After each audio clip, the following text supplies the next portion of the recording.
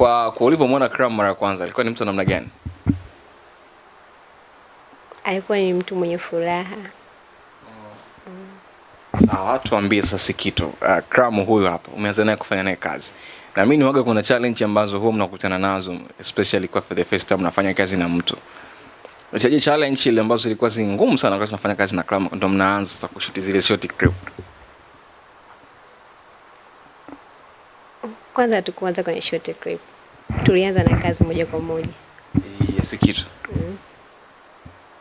Kwa zile clip unajua kuziona tu juu kwa juu. Hizo clip tukiwa tunafanya kazi huko tunafanya short clip.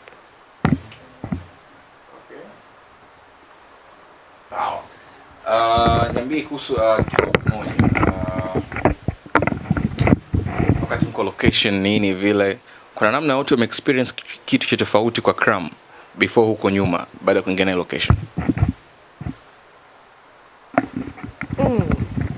Hapana. Au vilikuwa ni vile vile ama tu vinajaribu kujiongeza? Okay. Story imeonekana ni mtoto wa Kiswahili.